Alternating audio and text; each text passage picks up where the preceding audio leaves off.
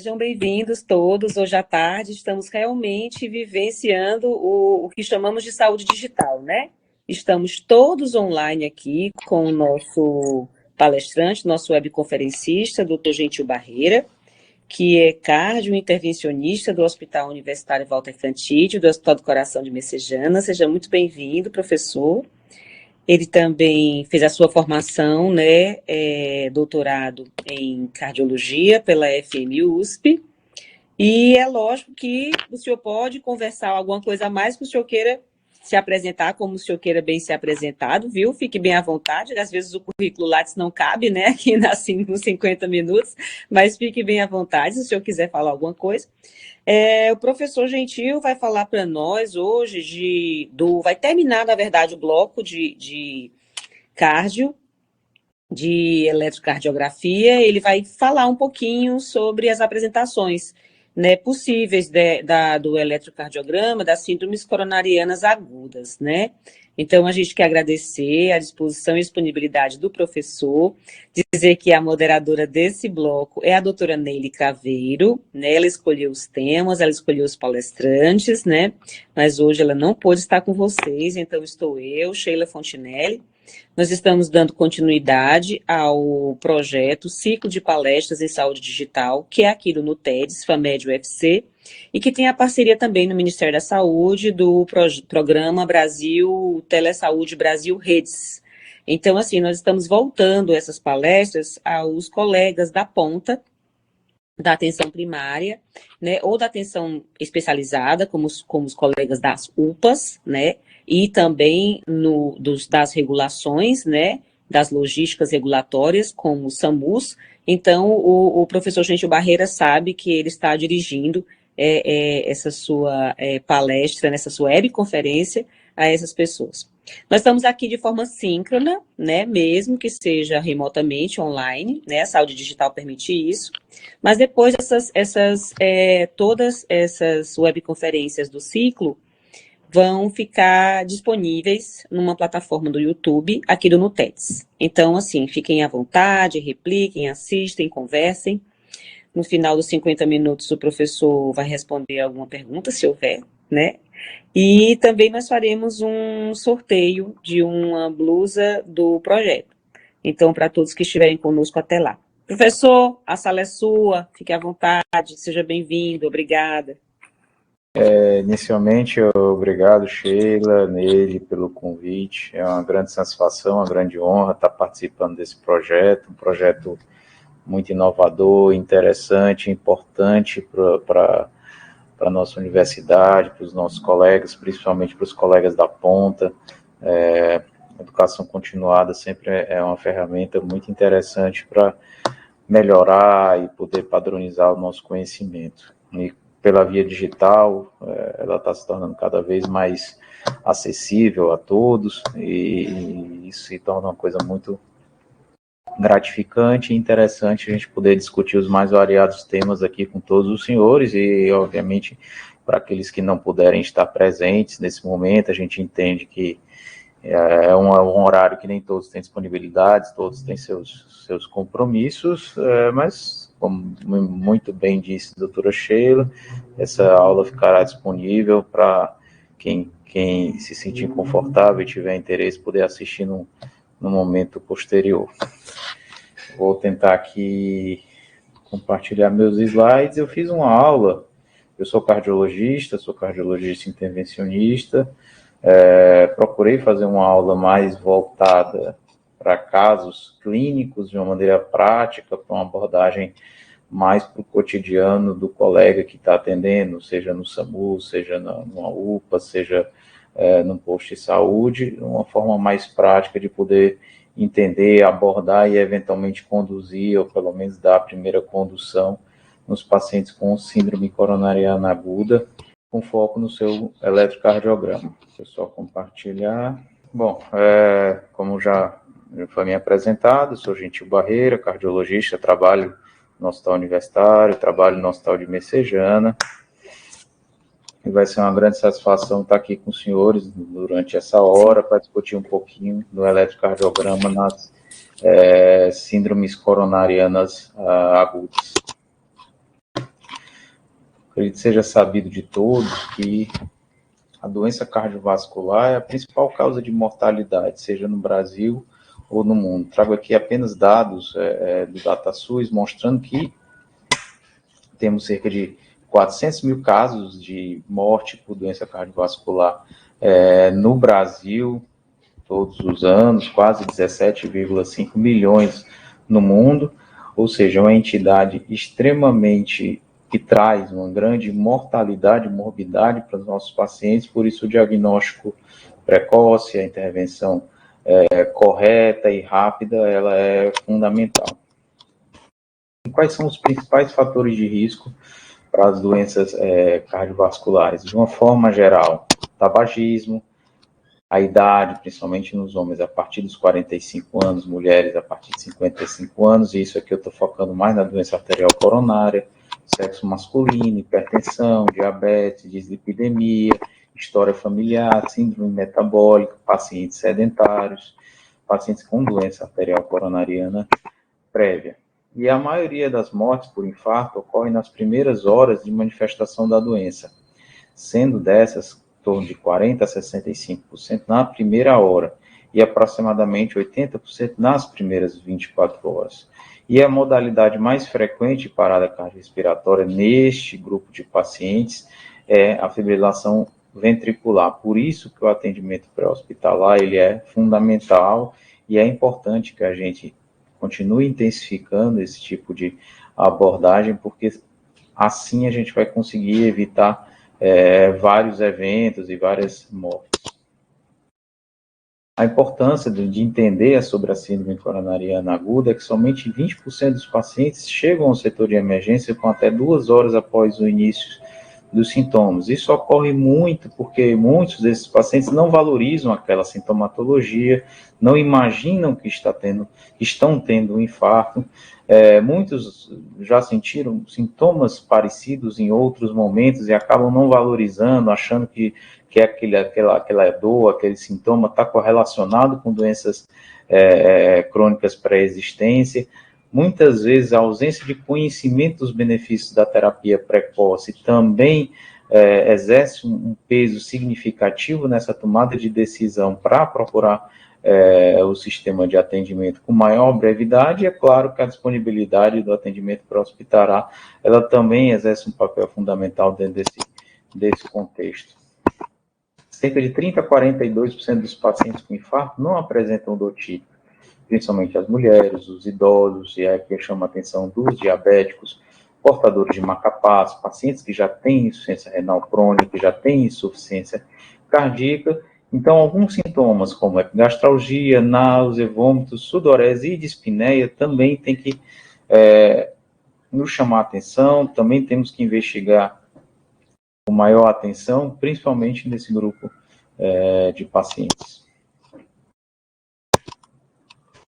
A síndrome coronariana aguda é um espectro de manifestações que varia de forma muito significativa, desde os sintomas atípicos, principalmente naquele grupo de pacientes, por isso que a história clínica é fundamental, mas a partir do momento que nós pensamos nessa entidade, o eletrocardiograma ele se torna uma etapa fundamental e ela deve ser realizada o mais precocemente possível num paciente que procura uma emergência, idealmente nos primeiros 10 minutos.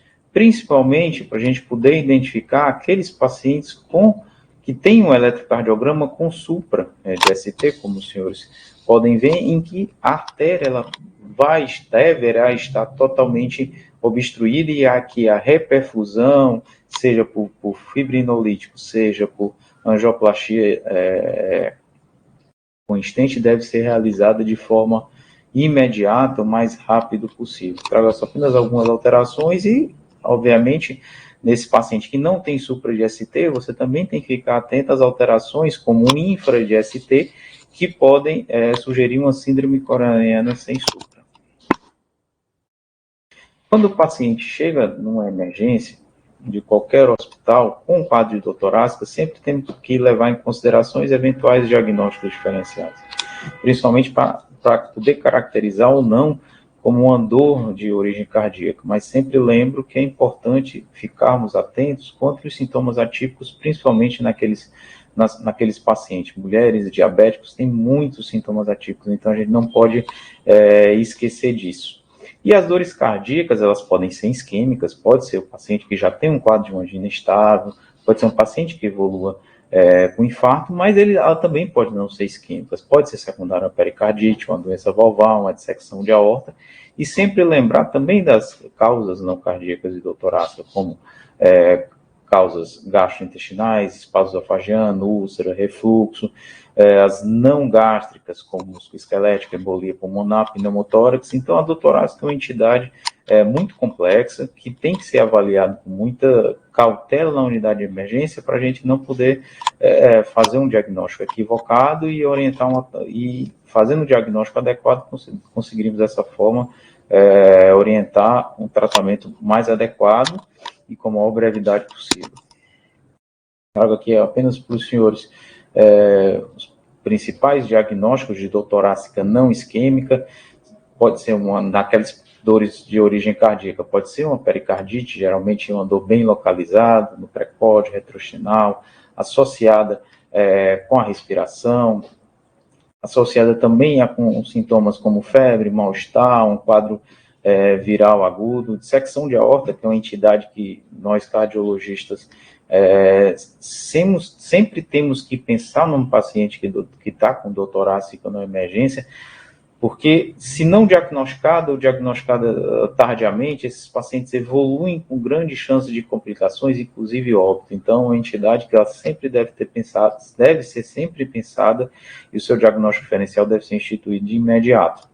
Principalmente com as principais características, uma dor de início súbito, lacinante, que irradia para o dorso, tem essa diferença de pressão, assimetria de pulso, são alguns sinais que podem sugerir dissecção de aorta. Então, se vocês pegarem algo que sugira esse diagnóstico, o ideal é você pensar, investigar. Obviamente, o exame ideal seria uma tomografia, uma angiotomografia. Eu sei que não está disponível em todos os serviços, mas seja com raio-x de tórax para ver alargamento de mediastina, eventualmente com eco naqueles pacientes estáveis, tudo isso pode contribuir para fazer um diagnóstico preciso, instituir a terapêutica adequada de imediato. Também lembro aos senhores as dores de origem não cardíaca, como embolia pulmonar, pneumotórax, pneumonia, as dores musculoesqueléticas relacionadas a transtornos de ansiedade, fibromialgia, trauma, mas não vou me deter muito às dores de origem não cardíaca, porque elas fogem um pouquinho do escopo da nossa aula. A dor cardíaca, a gente sempre tem que ver alguns aspectos do tipo de dor torácica, a localização, o tipo de dor, a qualidade, para onde ela vai, a irradiação, fatores que podem desencadear essa dor, fatores relacionados à piora, fatores relacionados à melhora, a cronologia da dor e principalmente fatores associados. Todos esses dados são fundamentais para a gente caracterizar bem a dor, poder classificar essa dor como uma dor anginosa, definitivamente anginosa, possivelmente anginosa ou não cardíaca, associada aos exames, principalmente o exame do eletrocardiograma numa fase mais inicial. Lembro também para os senhores que o eletrocardiograma normal ele não descarta uma síndrome coronariana aguda, que alterações dinâmicas ou exuberantes, como supra e infra do ST, elas são fundamentais para esse diagnóstico, e que alterações discretas não necessariamente confirmam o diagnóstico. Até para os senhores entenderem um pouco do eletrocardiograma e sua correlação com doença arterial coronária, trouxe aqui poucos slides sobre anatomia coronariana. Acho que é interessante discorrer um pouco sobre esse assunto, até para os senhores terem uma vivência, um entendimento maior sobre o assunto. O coração é atravessado por dois sulcos cardíacos, o interventricular e o atrioventricular. O atrioventricular fica entre os átrios e os ventrículos. O interventricular ele divide os ventrículos, o interventricular anterior, que é mais conhecido como a descendente anterior, e o interventricular posterior, que ele vai na face diafragmática. O coração ele é irrigado por duas artérias, esquerda e direita. Aqui trago apenas uma foto com projeções para facilitar o entendimento. Aqui no plano interventricular a gente vê a descendente anterior indo até o ápice cardíaco, na sua face diafragmática a interventricular posterior, que é a descendente posterior. Quando a gente roda o coração, a gente consegue ver muito bem no plano atrioventricular, correndo pelo sulco atrioventricular, a coronária direita, que corre pelo sulco atrioventricular direito, e a circunflexa pelo sulco esquerdo. Só alguns detalhes: a coronária esquerda ela se orienta obliquamente de cima para baixo, saindo da direita para a esquerda e de trás para frente, e ela continua em semicírculo na face posterior e exterior do tronco da pulmonar, alcançando a extremidade superior do sulco interventricular anterior, onde ela habitualmente se bifurca, fornecendo os ramos descendente anterior e circunflexo. O ramo intermédio, que é conhecido como ramo diagonalis, ela pode se originar no tronco da coronária esquerda em cerca de 20 a 30% dos pacientes. Ou seja, o tronco, ao invés de se bifurcar, ele pode, nessa situação, em 20 a 30% dos casos, se trifurcar. Como já tinha dito anteriormente, a descendente anterior ela percorre todo o sulco interventricular anterior, terminando ao nível do ápice. Ela ocasionalmente ela pode entrar na porção apical do septo interventricular posterior, irrigando parte da parede diafragmática do ventrículo esquerdo, e a gente vê com descendentes anteriores muito grandes, e quando a gente, geralmente são pacientes que quando tem um infarto agudo de parede anterior, tem uma apresentação clínica muitas vezes mais grave. Os ramos diagonais, que são ramos que saem da descendente anterior, eles irrigam a parede livre anterolateral do VE, e os ramos septais que penetram no septo interventricular. Aqui trago apenas a circunflexa, que percorre todo o sulco atrioventricular esquerdo e manda seus ramos marginais que irrigam a parede lateral do VE. Apenas de forma muito sucinta, aqui uma imagem de uma coronariografia, um catéter chegando no tronco da coronária esquerda pela via de acesso femoral, se bifurcando na artéria descendente anterior, mandando ramos diagonais, e na artéria circunflexa, que emite ramos marginais. Aqui outra imagem, no tronco da coronária esquerda, mandando seu ramo descendente anterior e esses ramos diagonais, os ramos septais indo para o septo do coração. Aqui a gente consegue ver bem, e a circunflexa emitindo seus ramos marginais. Só uma dica, eu sei que isso aqui é uma coisa muito técnica, normalmente as projeções craniais, elas são muito boas para ver a artéria descendente anterior, que a gente consegue ver, inclusive, aqui o diafragma. Projeções mais caudais, a gente consegue ver melhor a artéria circunflexa e marginal. Claro que na caudal a gente consegue ver todas as artérias, mas isso é apenas uma maneira simples da gente poder, eventualmente, entender o que é a circunflexa, o que é a DA, e facilitar a visualização. Aqui é uma outra projeção que você consegue ver bem o tronco da coronária esquerda, você vê bem a descendente anterior, aqui a circunflexa com grande ramo marginal. E a coronária direita, que nasce no seio de valsalva direita e acompanha o sulco atrioventricular direita e irriga toda a parede livre do VD, uma parte do septo, a parede inferior do VE e todo o átrio direito.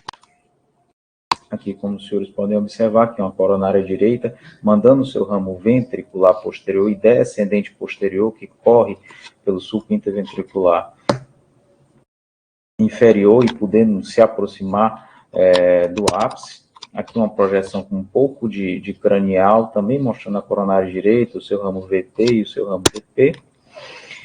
E agora eu vou me aprofundar mais realmente no eletro do infarto com supra. Fiz apenas essa breves considerações históricas sobre o assunto, talvez facilitar o entendimento dos senhores. Falar um pouquinho do eletro do infarto com supra. Geralmente se caracteriza por uma lesão supercárdica, com elevação do ponto J, que coincide com o final do QRS e do segmento ST, com a concavidade ou convexidade mais específica superior deste segmento, em pelo menos duas derivações contíguas, que exploram a região envolvida de pelo menos 1 milímetro no plano frontal e precordiais esquerdas. Para as derivações precordiais de V1 e V3, considerar em mulheres esse supra idealmente acima de 1,5 milímetros e em homem acima de 40 anos, 2 milímetros. E abaixo de 40 anos, esse supra normalmente é acima de 2,5 milímetros nessas derivações precordiais de V1 a V3. Trago aqui exemplos de uma evolução de um infarto com um supra de convexidade para cima, mostrando como evolui o eletro, ele faz o supra, depois esse supra fica retificado, e aqui essa imagem, você vê que ele perde toda a sua zona no eletro, você perde o R, ficando apenas um QS, com uma alteração que sugere muito um infarto prévio na evolução do eletro. Aqui apenas para os senhores poderem entender e identificar algumas particularidades do eletro. Aqui trago o V4 e o V3R, que são derivações adicionais que podemos fazer no eletrocardiograma, principalmente quando temos suspeita de infarto de ventrículo direito, normalmente associado a infartos da coronária direita, infartos inferiores com grande acometimento da coronária direita, pega no VD. O septo, normalmente o supra de ST atinge de V1 a V2, na parede anterior, esse supra de ST pode ir de V1 até V6, mas mais localizado em V3, V4, V5. Quando pega lateral, ele vai se estender até V6, V5, D1 e AVL. Trago aqui um exemplo para os senhores, um supra de ST de parede inferior, imagem espelho, ou seja, a gente consegue ver bem aqui. Eu estou colocando um apontador, acredito que talvez para facilitar o entendimento, imagem espelho de V1 a V3. Então aqui nós temos parede inferior normalmente relacionado à coronária direita, mas um percentual desses pacientes tem acometimento da circunflexa, e isso é importante, tem que ser lembrado. Aqui, parede lateral, parede septal e parede anterior. Aqui, parede lateral alta, mas muitas vezes grandes infartos anteriores têm todo o acometimento de todas as precordiais, de V1 a V6, já que eles envolvem tanto a parte do septo, principalmente uma DA proximal, toda a parte do septo e também seus ramos que irrigam a parede lateral. Aqui trago apenas para os senhores entenderem como medir o desvio do segmento ST. Aqui a gente consegue ver bem a linha de base. Aqui a gente encontra o ponto J, e aqui a gente consegue, a partir da diferença com a linha de base, medir, por exemplo, aqui tem um desnível do segmento ST de 4,5 milímetros. Aqui temos 1, 2, 3, 4 quadradinhos, mais meio, 4,5 milímetros, um grande supra de ST nesse segmento. Aqui também trago aqui para os senhores um outro exemplo, um desnível muito significativo do segmento ST após o ponto J, quando a gente compara a nossa linha de base. Aqui apenas para os senhores entenderem como é a evolução do eletrocardiograma nos pacientes com infarto com supra de ST, aqui uma elevação do segmento ST. Inicialmente a gente pode ter essa onda T hiperaguda, que a gente consegue ver o ST subindo e depois ele retificando com o decorrer do tempo, a onda T, essa primeira manifestação já aparecendo no primeiro dia, e depois ela se inverte, e a onda Q que vai surgir. Então, segmento ST elevado, surgimento da onda Q, inversão da onda T após ela ficar hiperaguda, onda T invertida, ainda persistindo discreto supra, mas já com decréscimo, e aqui a gente consegue ver bem a onda Q, mostrando que isso aqui trata-se provavelmente de um infarto já evoluído. E para tentar deixar essa aula um pouco mais prática, ou pelo menos meu intuito foi trazer algum conhecimento sobre eletro na síndrome coronariana aguda, mas também procurar trazer isso de uma forma simples, prática, que possa realmente ajudar todos os senhores no seu trabalho, no seu cotidiano. Quanto a infarto agudo do miocárdio com supra de ST, nós temos algumas diretrizes, aqui eu trago apenas o posicionamento das principais diretrizes que temos mundialmente, que é a diretriz americana, está bem mais antiga, de 2013, nós temos a diretriz brasileira de 2015 e a mais recente sobre o assunto é a de 2017. Claro que a gente mostra diretrizes, a gente utiliza muito dessas informações para embasar a nossa conduta, mas claro que elas nos dão um norte e podem nos auxiliar bastante no nosso dia a dia, mas elas não são, como direi, mandatórias. Obviamente que a gente tem que particularizar em certas situações. Dito isso, eu trago aqui um caso bem simples, talvez todos os senhores já tenham, quem trabalha com emergência já tenha presenciado, um paciente de 67 anos, masculino, hipertenso e tabagista, que deu entrada no hospital com um quadro de dor torácica em aperto, em repouso de forte intensidade, irradiada para a mandíbula, com início a cerca de 45 minutos. Exame físico, nada que chamasse tanta atenção, a pressão 3/8, a frequência cardíaca de 90, um pulmão limpo, ainda estável.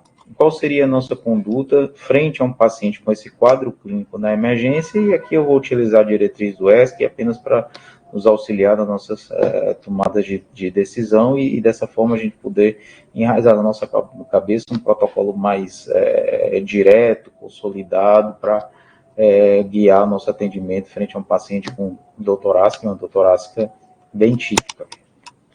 Inicialmente, o que deve ser feito é um eletrocardiograma, no máximo em 10 minutos. Pacientes com suspeita de infarto, o ideal é eles estarem monitorizados, de preferência no local, ou numa sala, ou num ambiente de dor torácica, ou pelo menos num ambiente que você vai ter uma monitorização adequada, um desfibrilador, já que esses pacientes, o risco maior deles evoluírem com fibrilação ventricular é nas primeiras horas. Trago aqui, lembro aqui para os senhores que a utilização rotineira de oxigênio não é mais recomendada, tá certo? Apenas naqueles pacientes com desaturação. O uso de derivações adicionais, principalmente V7-AV9, em pacientes que têm suspeita de oclusão de circunflexo, muitas vezes a circunflexo é a artéria que a gente mais observa, oclusões sem supra de ST no eletro. Muitas vezes aquele paciente que o eletro pode até vir normal, dor muito persistente, contínua, a gente precisa estudar esse paciente com brevidade, com rapidez, porque muitas vezes, na realidade, ele tem uma circunflexa ocluída, que você não fez todas as derivações necessárias e possivelmente não captou aquele supra de ST. O uso de derivações adicionais como V3R, V4R, em pacientes com infarto inferior, ela deve ser considerada. Esse aqui é o eletro do referido paciente, foi feito o eletro em 10 minutos, foi realizada a coleta de exames laboratoriais, feito morfina, tridil, um eletro com supra de parede inferior. E qual seria a nossa conduta ideal frente a uma situação quanto a essa? Paciente, eletro, infarto com supra de ST, encaminhar para a hemodinâmica para a estratégia de reperfusão imediata, o mais rápido possível, de preferência 60 minutos. Temos aqui situações em que o paciente não está num centro com disponibilidade hemodinâmica, aí, nesse contexto, você terá que avaliar se esse paciente vai se beneficiar de trombólise, principalmente nas 3 primeiras horas, na situação que você não consegue transferir para um hospital com laboratório de cateterismo, e nessas situações a trombólise se torna fundamental, ou naqueles pacientes em que você tem um backup muito rápido, a transferência é rápida, e você consegue mandar esse paciente para um serviço, para um hospital que tem hemodinâmica, se isso for possível e estiver dentro dos 120 minutos, contando já o tempo porta-balão, se torna uma alternativa muito interessante. Apenas algumas considerações, como já disse, a intervenção de angioplastia primária nos pacientes com IAM com supra de ST a nossa melhor opção de tratamento. A fibrinólise também pode ser considerado, principalmente naqueles pacientes que não têm acesso ao laboratório de hemodinâmica. O cateterismo, nos pacientes com mais de 12 horas de evolução de infarto, ele pode ser considerado principalmente naqueles pacientes que têm estabilidade hemodinâmica, arritmias, dor torácica persistente, ou seja, ele está nos dizendo que a isquemia está continuando. Então, abrir aquela artéria, tratar aquela artéria, ainda pode ser muito interessante. Qual o esquema de dupla antiagregação plaquetária? Isso já mudou algumas vezes, mas o que é importante é a gente precisa realizar a dupla antiagregação nos pacientes com infarto com supra de ST, realizar o AS, dose de ataque, 150 a 300 miligramas, associado a isso, ideal realizar ou prasugrel ou ticagrelor naqueles pacientes ou naqueles serviços que você não tem disponibilidade de utilizar essas medicações, usar o clopidogrel, dose de ataque, 600 miligramas, antes de ir para o laboratório de hemodinâmica. Sempre preferir, obviamente, quando é possível, é factível, a utilização de via de acesso radial, utilizar preferencialmente o angioplastia com stent, ao invés da angioplastia com balão, e a tromboaspiração, que era um artifício muito utilizado no decorrer dos anos, hoje tem caído em desuso e a gente tem utilizado para casos selecionados, com alta carga de trombo, situações pontuais. Aqui trago a coronariografia desse paciente, quando a gente pode ver uma coronária direita praticamente ocluída no seu terço proximal, enchendo discretamente o seu leito distal. Aqui após o implante de 4 stents, e a coronária esquerda sem nenhuma lesão significativa. Trago aqui para os senhores algumas particularidades no manejo do choque cardiogênico no paciente com infarto. Lembrar que sempre naqueles pacientes que evoluem dessa forma, e se a anatomia coronariana for factível de tratamento, o implante de stent, ela deve ser tentada, deve ser feita. Naqueles em que essa anatomia ela não é factível, considerar sempre cirurgia. Nesses pacientes com choque cardiogênico na vigência do infarto, sendo possível, o ideal é realizar um eco. Você vê se esse paciente tem complicação mecânica, vê se tem disfunção valvar, avaliar a função ventricular, tudo isso é importante. Identificando complicação mecânica, deve ser tratada de imediato, por isso que em muitas situações você tem que conversar sobre o quadro clínico com o heart team, e o heart team composto aí do cardiologista clínico, intervencionista e o cirurgião. Aqui apenas um resumo dos tempos. O ideal é eletro em 10 minutos, reperfundir o mais breve possível. Se você estiver no centro com hemodinâmica, já tratar, idealmente aí nos primeiros 60 minutos. 120 minutos é um tempo máximo para a corda passar pela lesão, naqueles pacientes que serão referenciados para um hospital com laboratório de hemodinâmica. A realização do ecocardiogrâmica nos pacientes com choque, como eu já tinha relatado, é fundamental, mas o ecocardiograma realizado de rotina após a intervenção coronária com stent nos pacientes com infarto também é classe 1 de recomendação. Ele deve ser realizado para avaliar eventual grau de disfunção, descartar a presença de trombo e poder dessa forma otimizar melhor essa medicação. Lembro também dos senhores uma coisa muito importante: aqueles pacientes com morte súbita abortada e que o eletro pós-ressuscitação já sai com evidências de isquemia, seja um supra, seja um infra, esse paciente tem que ir para estratégia invasiva o mais precoce possível. E mesmo naqueles pacientes em que o eletro não seja diagnóstico, mas existe uma grande suspeita que isso possa ser isquêmico, esse paciente também deve ser encaminhado para o cateterismo imediato. Bom, esse paciente ele evoluiu bem, função ventricular boa, uma discreta alteração na parede inferobasal, exames de sangue sem maiores alterações. Ele recebe alta com AS, com Brilinta, com beta-bloqueador, com estatina e com Umbra. Principais recomendações, eu trago aqui apenas para salientar a importância da cessação do tabagismo. Muitas vezes a gente esquece disso. Paciente que é tabagista, infartou, a gente tem que estimular, tem que orientar, tem que encaminhar para programas de cessação do tabagismo. Isso tem que ser feito com maior intensidade, de forma mais rotineira. E também para os programas de reabilitação cardíaca. A gente tem visto resultados muito animadores, as evidências são muito robustas nesse sentido. A reabilitação ela se torna muito interessante nos pacientes isquêmicos, seja no infarto com supra, no infarto sem supra. Então, tendo a possibilidade, o ideal é que a gente encaminhe para um serviço referenciado de reabilitação, com certeza esse paciente terá uma melhora clínica, uma melhora no eco, uma melhora na sintomatologia considerável.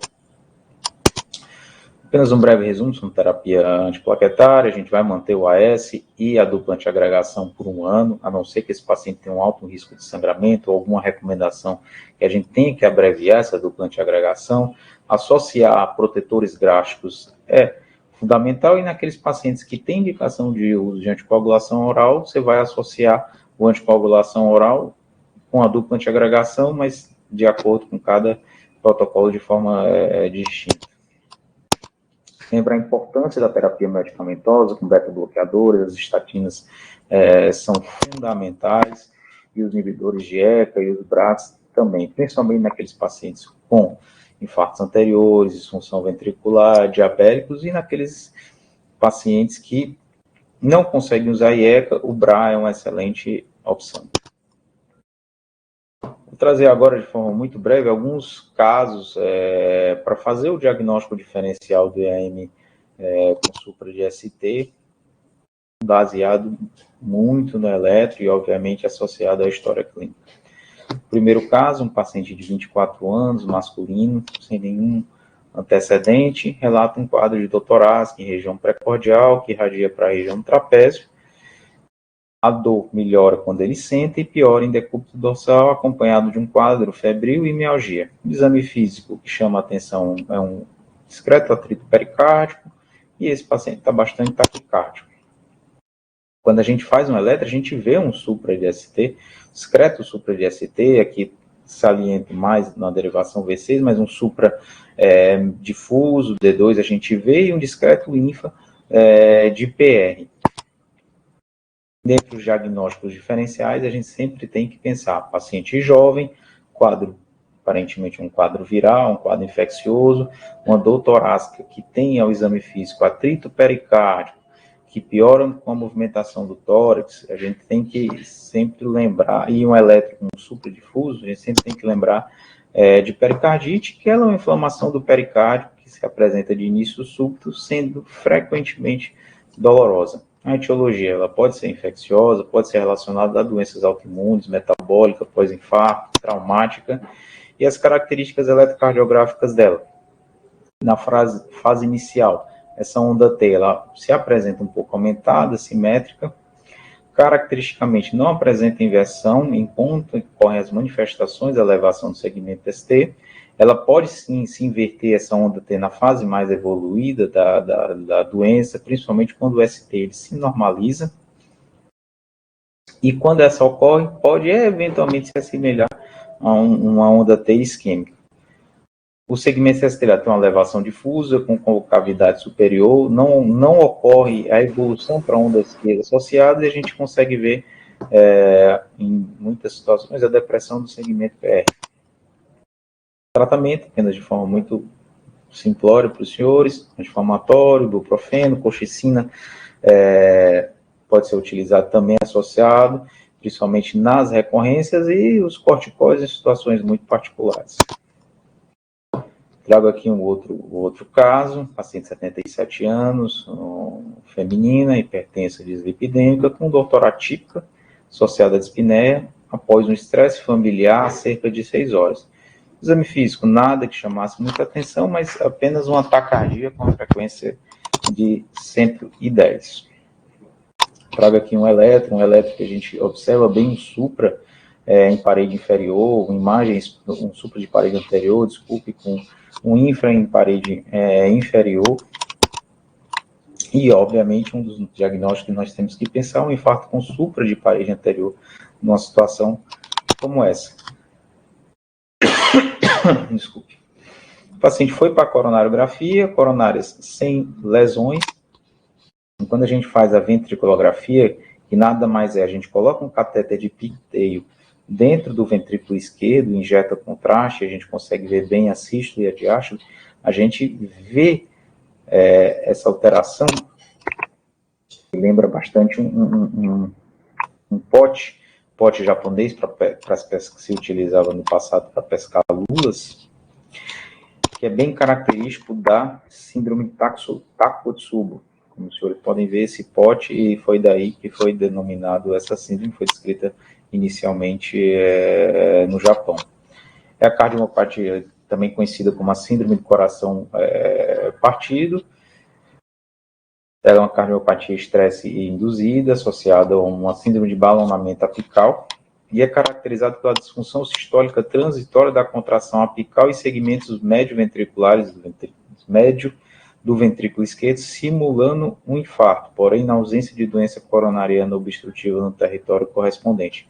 A gente vê bastante Takotsubo hoje em dia, seja no serviço privado quanto no serviço público, muitos pacientes, mas com essa característica, essa história clínica muito peculiar, geralmente mulheres, idosas, que posteriormente há um estresse familiar, muitas vezes em pós-operatórios de grandes cirurgias, e cada vez mais a gente tem observado isso e feito o diagnóstico com mais frequência.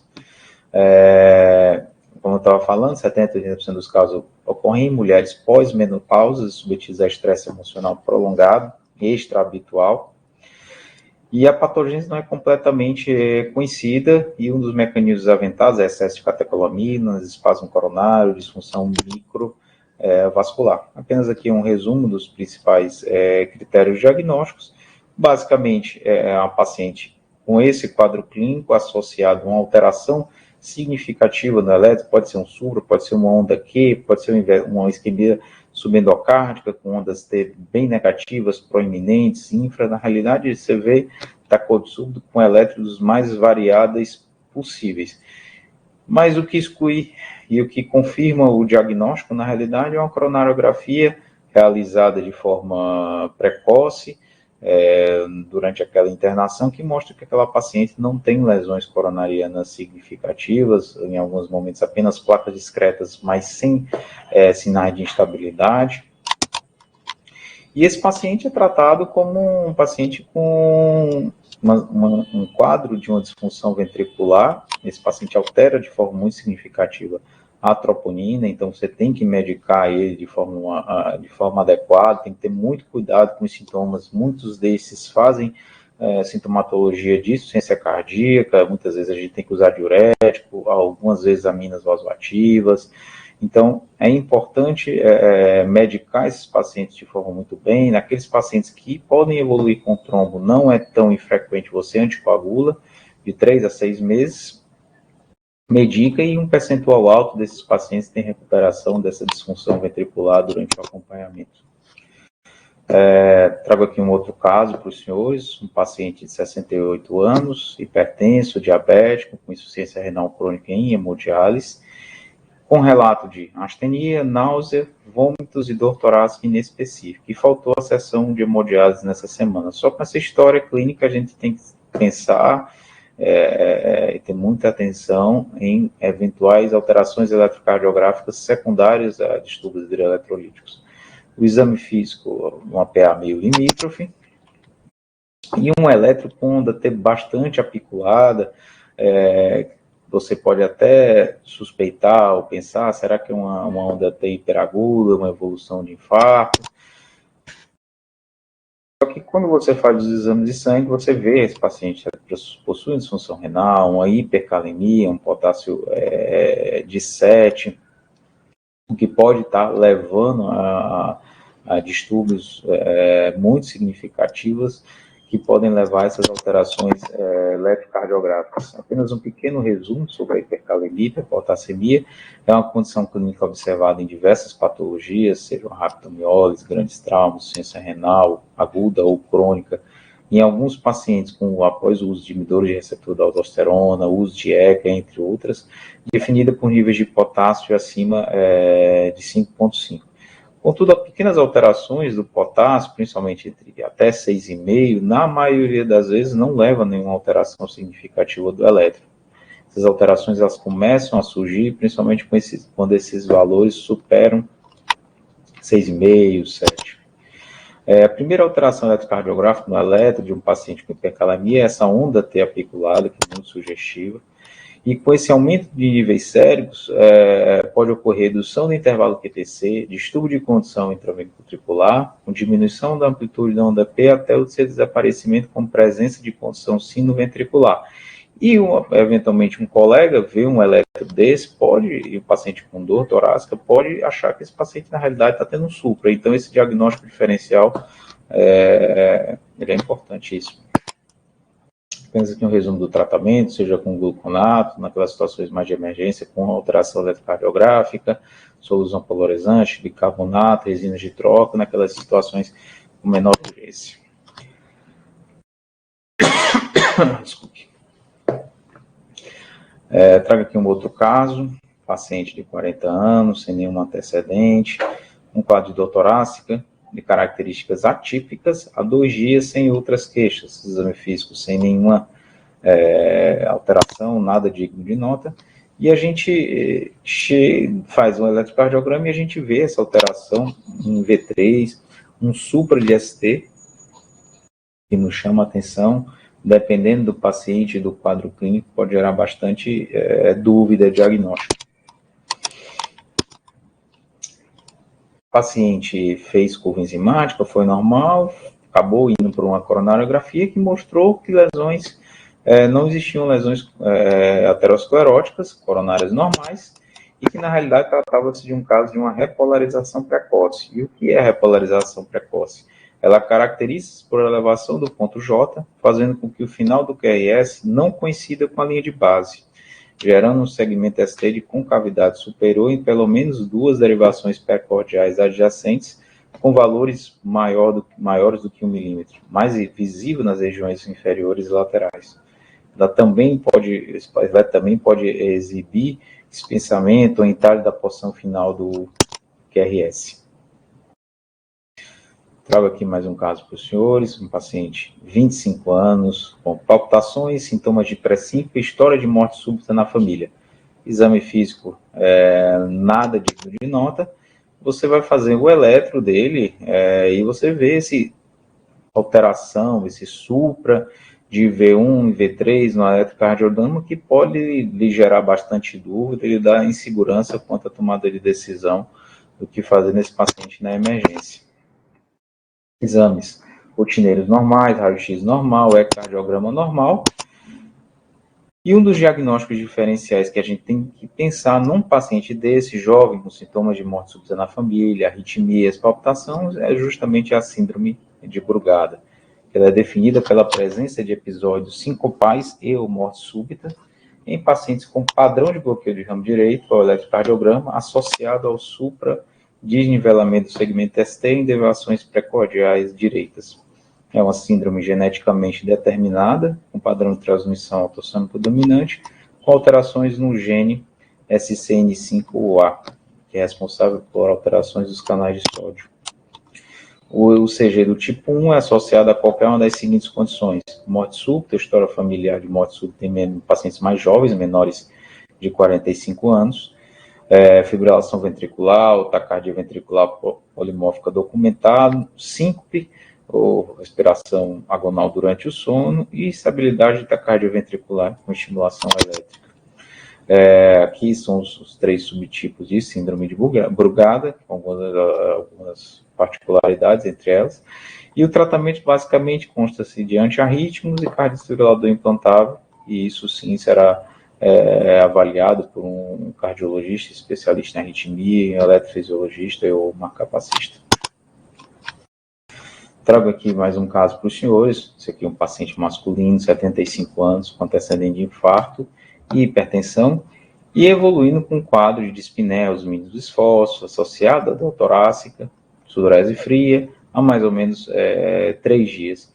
Exame físico, com frequência cardíaca em torno de 100, com estertores em bases pulmonares, uma saturação já diminuída, pressão limítrofe, você já consegue observar uma discreta hepatomegalia nesse paciente, e você faz um eletro e você encontra isso aqui. Um bloqueio de ramo esquerdo num paciente com sintomas de insuficiência cardíaca, que muitas vezes ele também vai... Isso aqui é um caso muito rotineiro no nosso cotidiano. Principalmente quem trabalha nas hemodinâmicas dos hospitais, a gente recebe muitas ligações com suspeita de eventualmente isso aqui ser um infarto com supra. Você faz um raio-x, você vê uma área cardíaca grande, sinais de congestão, um eco com disfunção ventricular importante, e na realidade isso não é um infarto com supra, é apenas um paciente que já tem um quadro de insuficiência cardíaca associado a um bloqueio de ramo esquerdo.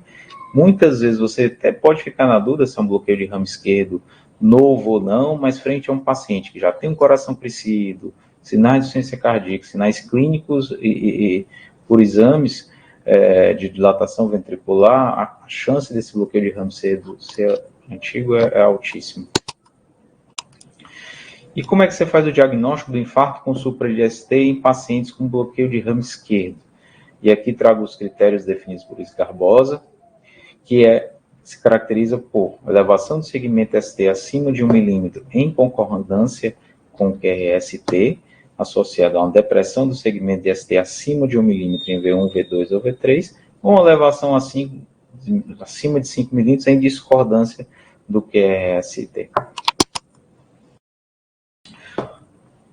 Como já acredito que já está próximo aqui ao final do meu tempo, vou falar apenas um pouquinho sobre o eletro nas síndromes coronarianas agudas sem supra, que são caracterizadas por uma lesão subendocárdica, normalmente uma depressão do ponto J do segmento ST horizontal, acima de 0,5 milímetro em duas derivações contíguas, que exploram as regiões envolvidas aferidas após 60 milissegundos do ponto J.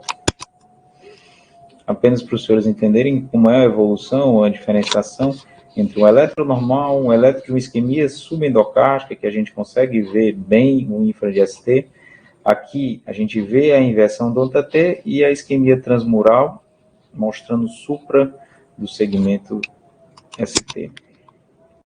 De forma muito breve, eu vou apenas trazer um caso de um paciente com síndrome coronariana sem supra, e aí, em vez de eu me basear na diretriz do ESC, a gente tem uma diretriz mais recente, que é da Sociedade Brasileira de Cardiologia, que foi publicada em 2021 sobre o assunto. Paciente de 69 anos, masculino, hipertenso, diabético, dislipidêmico, que deu entrada no hospital com quadro de dor torácica em aperto, em repouso, persistente, forte intensiado, associado à sudorese, refratário ao tratamento clínico. Quando a gente diz refratário ao tratamento clínico, foi feito morfina, tridil, bisordil, várias medicações controlando a pressão, frequência cardíaca, para tentar estabilizar aquele paciente, mas a dor ela fica realmente persistente, com início a cerca de 60 minutos. O exame físico é nada muito digno de nota. E trago aqui algumas considerações num paciente que chega com suspeita de síndrome coronariana sem supra na emergência. Como já foi dito previamente, nos pacientes com IAM com supra, o eletro ele deve ser realizado o mais breve possível, no máximo em 10 minutos. Naqueles pacientes que não têm diagnóstico, tem que ser repetido, principalmente na situação de recorrência dos sintomas. Derivações V3, V4E, V7, V8 devem ser realizadas em pacientes que permanecem sintomáticos e apresentam eletro de 12 derivações não diagnósticos. E esse paciente foi feito, o eletrocardiograma foi colhido, exames, foi medicado e fez um eletro que mostrava um infra do segmento ST em todas as precordiais, em plano frontal, parece aqui um discreto supra de AVR, sugerindo realmente uma isquemia circunferencial, num paciente com dor torácica refratária, persistente. E quando a gente coloca esse paciente nos scores de risco, a gente observa que ele se caracteriza por um paciente de muito alto risco, alteração de eletro, sintomas típicos, antecedentes. Em muitos momentos, a gente tem um score, eventualmente, para avaliar a liberação desse paciente ou não, principalmente nas situações que a dor torácica ela não é muito típica. Ou seja, existe o score heart naqueles pacientes com score heart menor do que 3, e aqui trago para os senhores as variáveis avaliadas no score heart, seja a história, o eletro, a idade, os fatores de risco, a troponina, tudo isso é levado em consideração naqueles pacientes em que a soma desses pontos for menor que 3, você eventualmente pode fazer uma reavaliação ambulatorial, e naqueles que o score é maior ou igual a 3, você vai avaliar desde uma estratificação não invasiva, com teste ergométrico, um X-stress, uma cintilografia ou uma tomografia de coronária, até uma estratificação invasiva, seja imediato ou não, naqueles pacientes com maior risco. A realização do AS é importante nesses pacientes. O que a gente recomenda nesses pacientes é que não é mais necessário realizar a dupla antiagregação nos pacientes com síndrome coronariana sem supra, ou seja, faço o AS, dose de ataque, se ele for para o laboratório de hemodinâmica de forma imediata, eu posso deixar para fazer a dupla antiagregação após o CAT diagnóstico. Nesse paciente em especial, ele é um paciente de muito alto risco, angina recorrente, persistente, claro que aqueles pacientes com estabilidade hemodinâmica, arritmias ventriculares, insuficiência cardíaca muito significativa, alterações dinâmicas e recorrentes, também a estratificação invasiva ela deve ser instituída de imediato. Quando eu digo de imediato, é no máximo em 2 horas. Naqueles pacientes em que a gente não tem tanto alto risco, essa estratificação ela pode ser realizada em até 24 horas ou, eventualmente, em até 3 dias. Esse aqui é a coronariografia desse paciente. A gente vê uma lesão crítica no tronco da coronária esquerda, em seu terço distal. Os senhores conseguem observar, mas dá para a gente ver sem maiores lesões em outros segmentos. Aqui são algumas etapas do procedimento, fazendo um balão, aqui colocando stent, aqui fazendo técnicas de bifurcação para otimizar o resultado. E aqui pós-implante de stent, mostrando um ótimo resultado angiográfico, e o procedimento todo guiado por ultrassom intracoronário, que é uma ferramenta que a gente utiliza de forma muito frequente do laboratório de hemodinâmica, para nos auxiliar, para otimizar o implante de stent, ver a expansão adequada do stent, e a partir disso definir novas dilatações, eventualmente novos stents, dependendo de cada situação.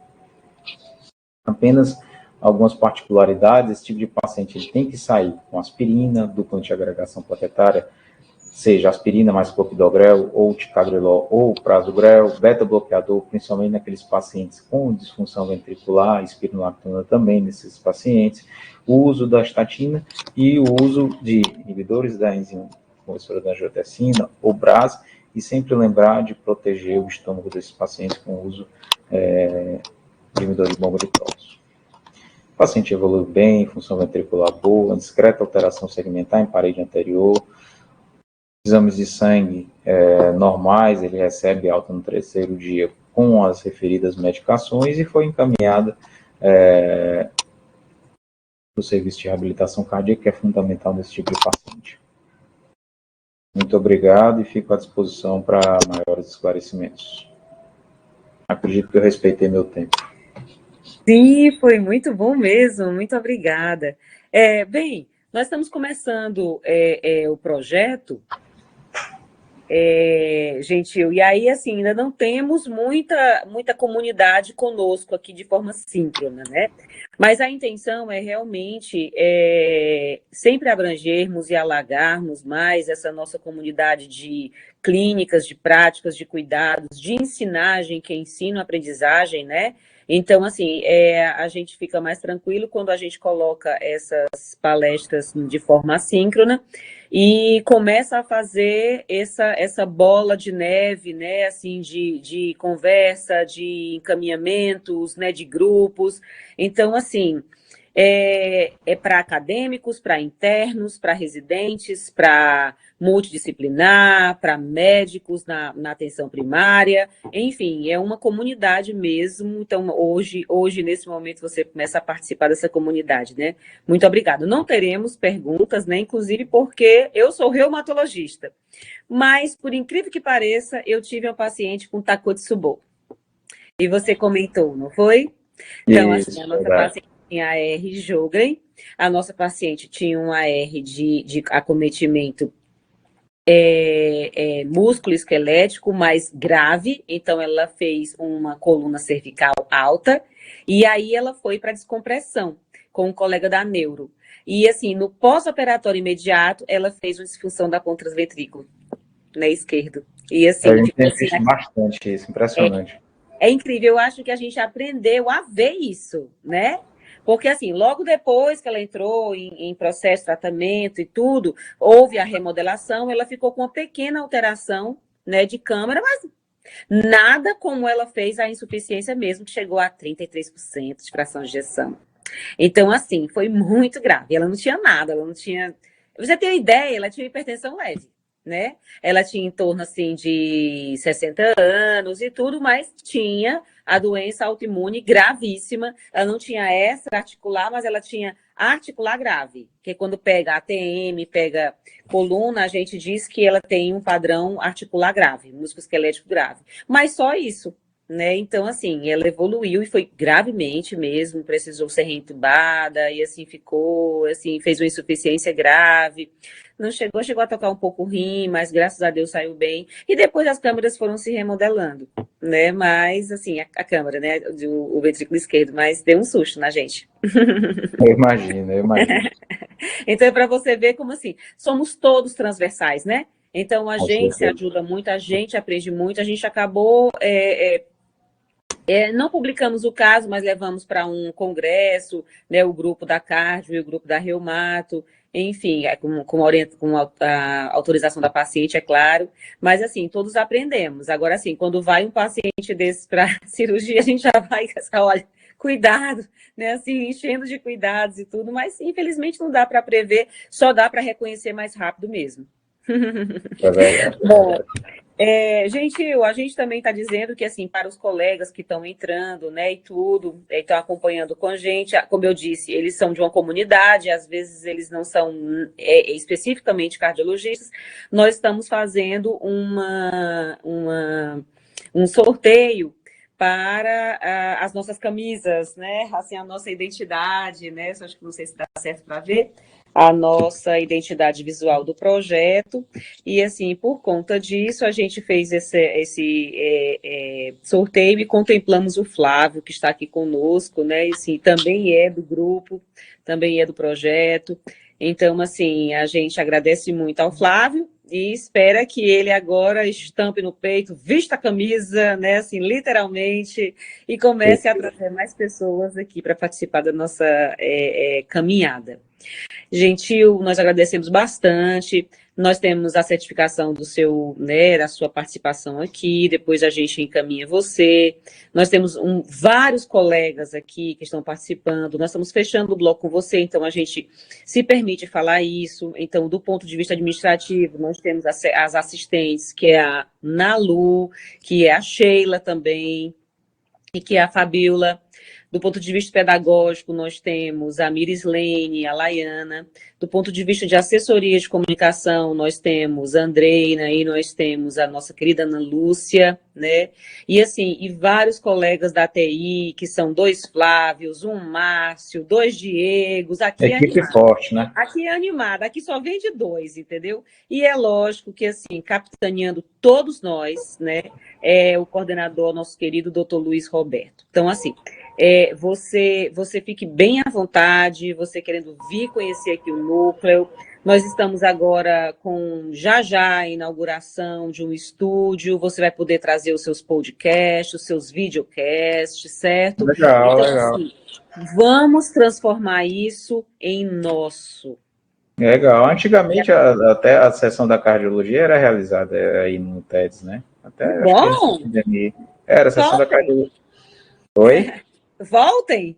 Pois é, Temos a uma nossa sala sessão com web conferência aqui. Dá para pegar era pessoas de realizada. fora, daqui. Eu não sei exatamente